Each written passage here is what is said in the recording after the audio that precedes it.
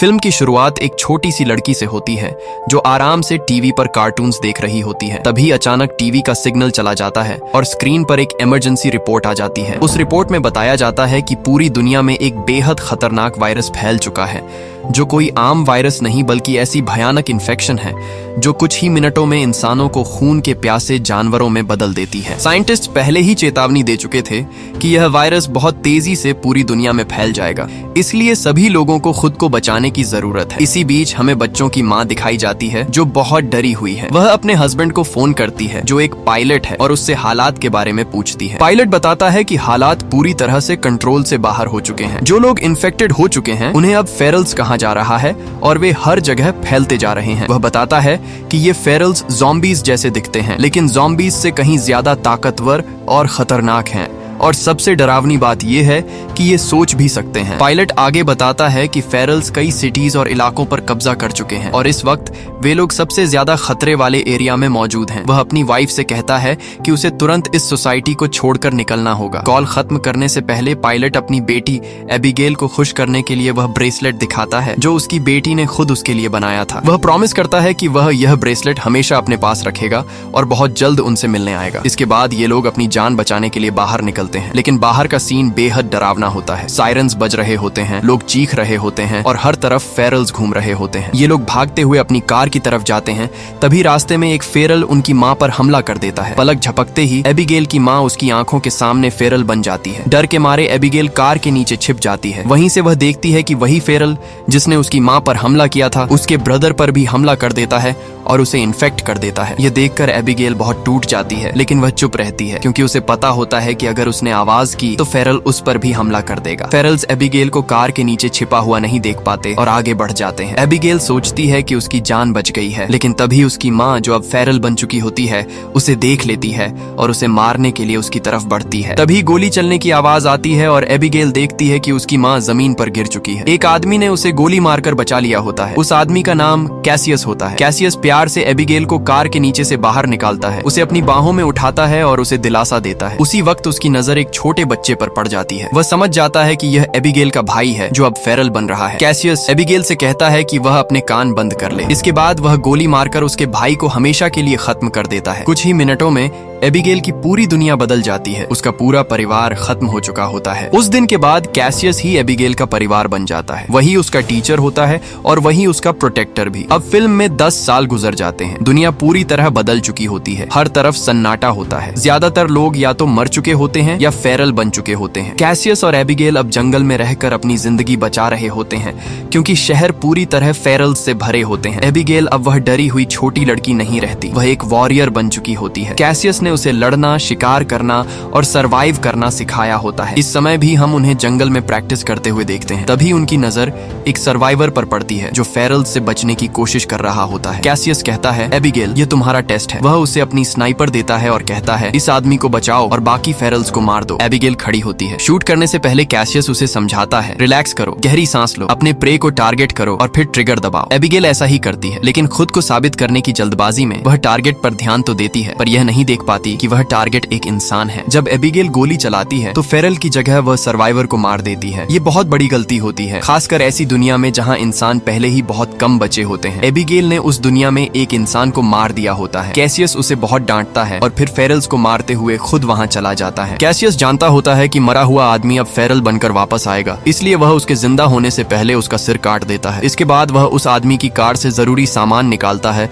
और उसके शूज भी पहन लेता है क्योंकि कैसियस के अपने शूज बहुत पुराने हो चुके होते हैं। वे लोग वहां से निकलने ही वाले होते हैं कि अचानक कुछ कार्स उन्हें चारों तरफ से घेर लेती हैं। इन कार्स में कई ह्यूमन सर्वाइवर्स होते हैं जिनके पास ढेर सारे वेपन्स होते हैं। वे कैसियस को अपने मरे हुए दोस्त के शूज पहने देखते हैं तो उन्हें लगता है कि कैसियस कोई लुटेरा है जिसने उनके दोस्त को मारकर लूटा है। क्योंकि कैसियस के पास बुलेट्स भी होती हैं, इसलिए उन्हें यकीन हो जाता है कि उसे ज़ॉम्बीज ने नहीं बल्कि किसी इंसान ने मारा है। गुस्से में वे सब कैसियस पर अपने वेपन्स तान देते हैं। तभी कार से एक प्रेग्नेंट वुमन बाहर आती है जिसका नाम मेगन होता है। वह सबको रोकते हुए कहती है, प्लीज रुक जाओ। मेगन कहती है कि ये लोग भी हमारी तरह सर्वाइवर्स हैं जो अभी भी इंसान हैं। वह सबसे रिक्वेस्ट करती है कि बिना कुछ सोचे समझे कोई फैसला न लें और इन्हें जाने दें। लेकिन तभी एक और बड़ी मुसीबत खड़ी हो जाती है। इन लोगों के शोर मचाने की वजह से बहुत सारे फेरल्स उनकी तरफ खींचे चले आते हैं। चारों तरफ से फेरल्स फेरल्स दौड़ते हुए आने लगते हैं। उनकी संख्या इतनी ज्यादा और उनकी रफ्तार इतनी तेज होती है कि किसी को कार में बैठकर भागने का मौका तक नहीं मिलता। अब इनके पास वेपन्स होते हैं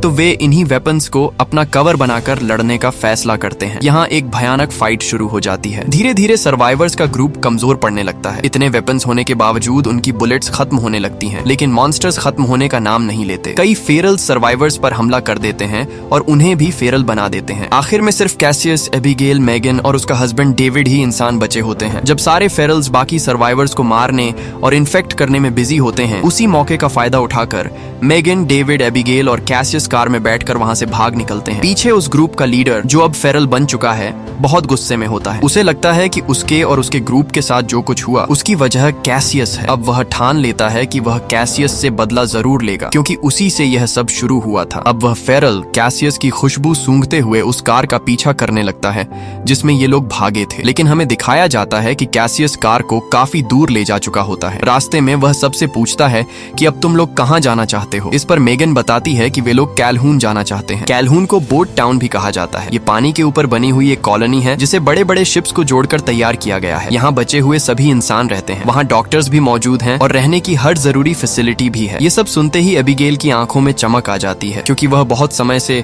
इंसानों के बीच रहने का सपना देख रही थी। कैसियस को पहले यकीन ही नहीं होता कि इंसानों की कोई कम्युनिटी अभी भी जिंदा है। वह कहता है कि वह कई सालों से इधर उधर भटक रहा है, लेकिन उसने कभी ऐसी सोसाइटी नहीं देखी। मेगन उसे बताती है कि वे लोग कई बार उस कम्युनिटी के लोगों से कांटेक्ट में रह चुके हैं। यह सुनकर कैसियस मान तो जाता है, लेकिन वहां जाने के लिए तैयार नहीं होता। उसका मानना होता है कि ज्यादा लोगों के बीच रहना मतलब ज्यादा खतरा। तभी एबिगेल बोलती है कि हमें कम से कम एक बार तो वहां जाना ही चाहिए, चाहे मेगन को छोड़ने के लिए, क्योंकि इस हालत में हम उसे अकेले नहीं छोड़ सकते। कैसियस के चेहरे से साफ दिखता है कि वह इसके लिए तैयार नहीं है। रास्ते में अचानक उनकी कार रुक जाती है और पता चलता है कि कार खराब हो चुकी है। डेविड, जो मैकेनिक होता है, उसे ठीक करने की कोशिश करता है, लेकिन टूल्स न होने की वजह से नाकाम रहता है। अब उन्हें पैदल चलना पड़ता है। चलते चलते वे एक पुरानी जगह पर पहुंचते हैं जिसे एबिगेल पहचान लेती है। वह बताती है कि यहाँ के पास एक एयरफील्ड है जहाँ उसका डैड काम करता था। एबिगेल सबसे कहती है कि हमें एयरपोर्ट चलना चाहिए, हो सकता है वहाँ कोई प्लेन मिल जाए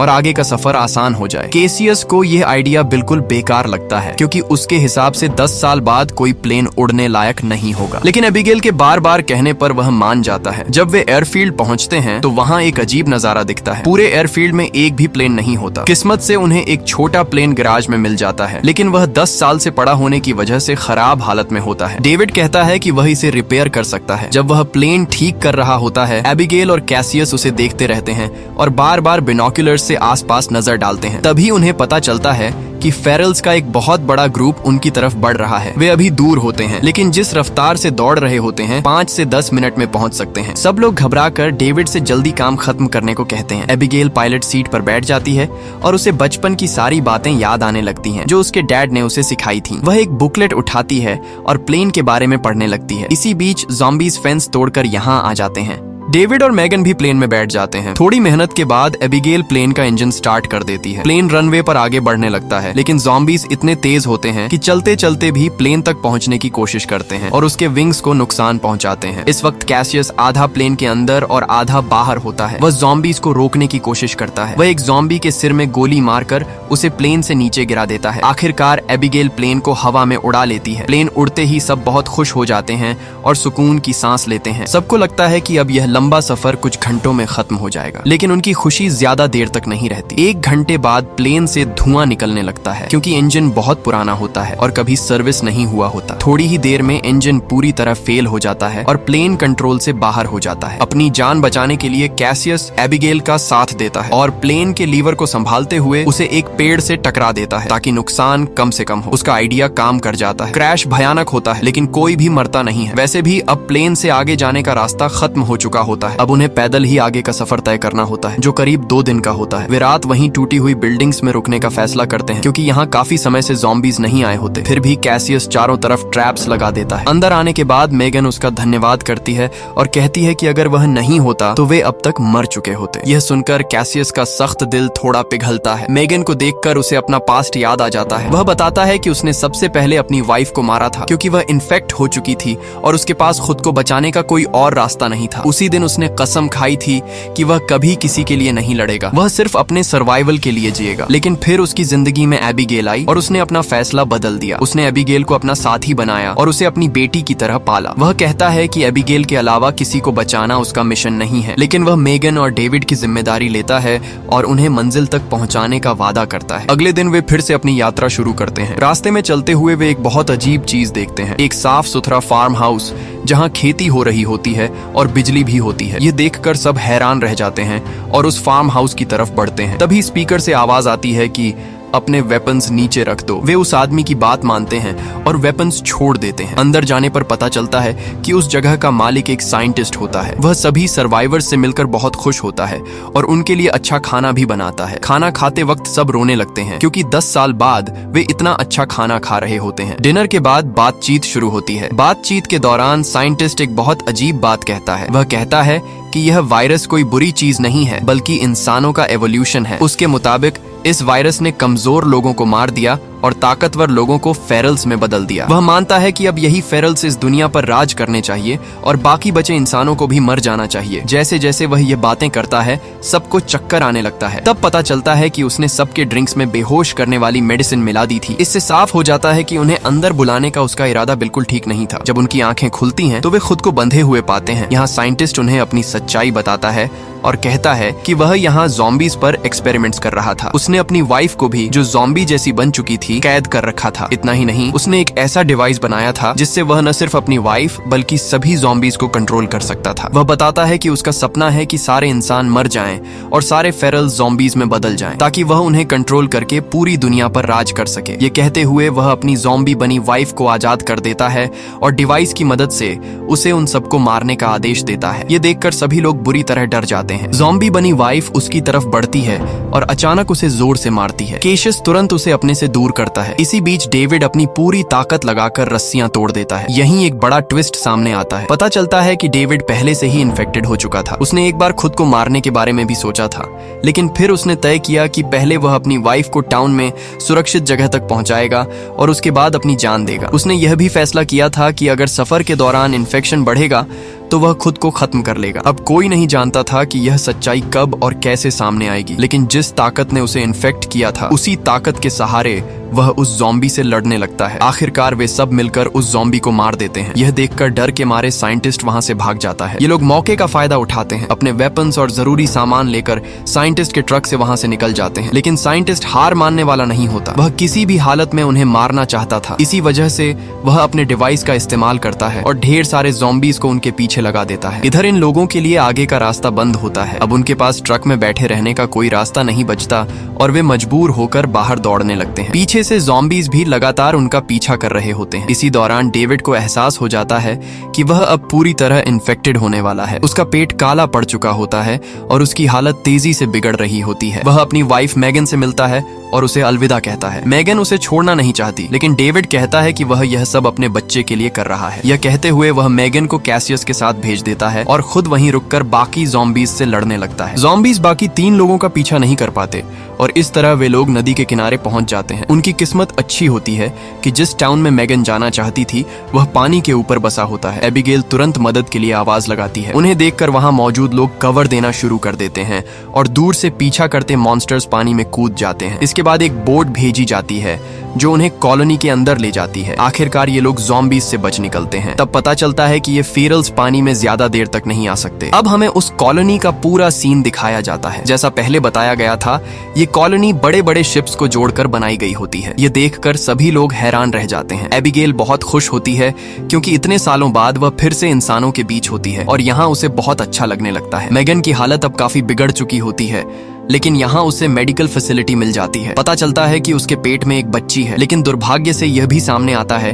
कि मैगन ज्यादा समय तक जिंदा नहीं रह पाएगी क्योंकि उसके शरीर में खून की भारी कमी होती है और यहाँ कोई उसे ब्लड नहीं दे सकता। नई लोगों के आने की खुशी में उस रात कॉलोनी में एक पार्टी रखी जाती है। एबिगेल, जो इतने सालों से इन सब चीजों से दूर थी, इस पल को खूब एंजॉय करती है। लेकिन कैसियस अब सतर्क हो जाता है और कहता है कि हमें यहाँ से चले जाना चाहिए। एबिगेल यहाँ से जाना नहीं चाहती और इसी बात पर उनके बीच बहस हो जाती है। घूमते घूमते एबिगेल एक सीक्रेट रूम तक पहुंच जाती है जहां बहुत सारे एक्सप्लोसिव्स रखे होते हैं और एक बड़ा सा रिमोट लटका होता है। वह उसे छूने ही वाली होती है कि तभी एक लड़का आकर उसे रोक लेता है। वह लड़का बताता है कि यह उनका प्लान बी है। अगर कभी फेरल्स इस कॉलोनी पर हमला करें तो सब लोग नीचे बनी टनल से भाग जाएंगे और एक्सप्लोसिव्स की मदद से पूरी कॉलोनी उड़ा दी जाएगी ताकि अंदर घुसे सारे ज़ॉम्बीज मर जाएं। वह यह सब एबिगेल को समझा ही रहा होता है, लेकिन उसे अंदाजा भी नहीं होता इसकी जरूरत अब पड़ने वाली है, क्योंकि वही पागल साइंटिस्ट अब अपने डिवाइस की मदद से ढेर सारे ज़ॉम्बीज को यहाँ ले आता है। वह अल्फा फेरल को भी अपने साथ ले आया होता है। यही वही फेरल होता है जो पहले सर्वाइवर ग्रुप का लीडर था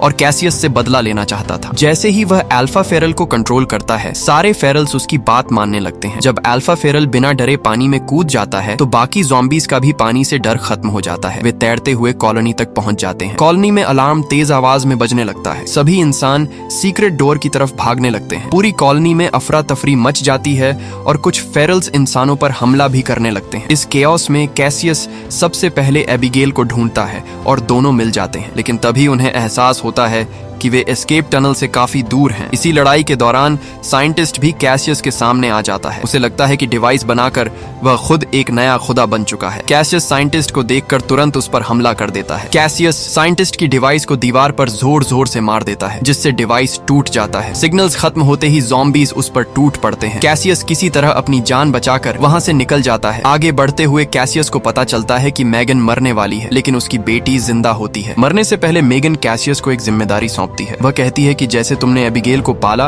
और उसे मजबूत बनाया, वैसे ही मेरी बेटी को भी ट्रेन करना। इसके बाद दिखाया जाता है कि टनल से निकलकर सभी सर्वाइवर्स एक सेफ जगह पर पहुंच चुके होते हैं। रिमोट कंट्रोल उस लड़के के हाथ में होता है जो अब एबिगेल का दोस्त बन चुका होता है। वह देखता है कि एबिगेल और उसका अंकल अभी तक टनल से बाहर नहीं आए हैं। इसी वजह से वह इंतजार करता है और तब तक कॉलोनी को तबाह नहीं करता जब तक एबिगेल सुरक्षित बाहर नहीं आ जाती। उधर एबिगेल ज़ॉम्बीज से लड़ रही होती है, तभी उसके सामने अल्फा ज़ॉम्बी आ जाता है। एबिगेल खुद को संभाल नहीं पाती क्योंकि उसकी नजर अल्फा ज़ॉम्बी के हाथ में पड़े ब्रेसलेट पर जाती है। ये वही ब्रेसलेट होता है जो उसने बचपन में अपने डैड को दिया था। इसका मतलब साफ होता है कि ये अल्फा ज़ॉम्बी उसका डैड ही है। ये समझते ही एबिगेल पूरी तरह टूट जाती है। वह समझ नहीं पाती कि अब क्या करे। अल्फा ज़ॉम्बी उसे मारने ही वाला होता है, तभी सही वक्त पर कैसियस वहां पहुंच जाता है और उसे बचा लेता है। ये देखकर एबिगेल होश में आती है। वह कैसियस को बचाना चाहती है, लेकिन अपने डैड को मारना उसके लिए बेहद मुश्किल होता है। कुछ पल बाद उसे एहसास होता है कि यह ज़ॉम्बी अब उसका डैड नहीं है, बल्कि इस दुनिया में कैसियस ही उसका असली डैड है। यही सोचकर वह गोली चलाती है और अल्फा ज़ॉम्बी के सिर में गोली मारकर कैसियस की जान बचा लेती है। अपने डैड को मारने के बाद एबिगेल कुछ देर के लिए शॉक में चली जाती है। कैसियस उसे संभालता है और वहां से बाहर निकालता है। जैसे ही वे टनल से बाहर आते हैं, वह लड़का बटन दबा देता है। कुछ ही सेकंड्स में पूरी कॉलोनी तबाह हो जाती है और वहां मौजूद सारे ज़ॉम्बीज जलकर राख बन जाते हैं। इस वक्त सभी सर्वाइवर्स नदी के दूसरे किनारे खड़े होते हैं और सामने एक छोटा सा आइलैंड देखते हैं। यह आइलैंड उनके लिए एक नई उम्मीद बन जाता है। वे तय करते हैं कि अब वे इसी आइलैंड पर एक नई कॉलोनी बनाएंगे। यहीं कैसियस का भी नजरिया बदल जाता है। वह समझ जाता है कि जिस तरह लोगों ने एक दूसरे की जान बचाई, उससे यह साबित होता है कि इंसान खतरा नहीं बल्कि ताकत होते हैं। वह एबिगेल और उस छोटी बच्ची के लिए उनके साथ रहने का फैसला करता है। इसके बाद सभी लोग उस आइलैंड की तरफ रवाना हो जाते हैं जहां वे अपना नया घर बसाएंगे, एक ऐसी जगह जहां वे हमेशा ज़ॉम्बीज और फेरल्स से दूर रह सकें। और इसी उम्मीद के साथ यह फिल्म यहीं खत्म हो जाती है। दोस्तों, अगर वीडियो पसंद आई हो तो लाइक करें और ऐसी मूवी एक्सप्लेनेशंस के लिए चैनल को सब्सक्राइब जरूर करें।